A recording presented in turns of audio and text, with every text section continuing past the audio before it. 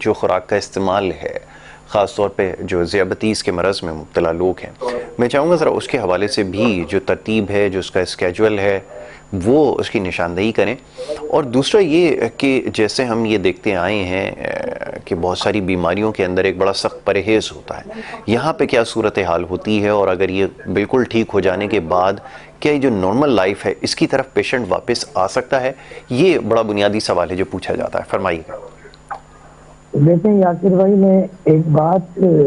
فرض کرتا ہوں ہمیشہ کہ نبی کریم نبی عظیم صلی اللہ علیہ وسلم نے کرم فرمایا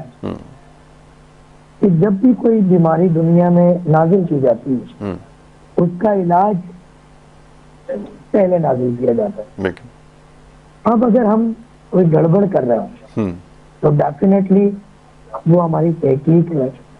ہمارے ریسرچ میں، ان سب چیزوں میں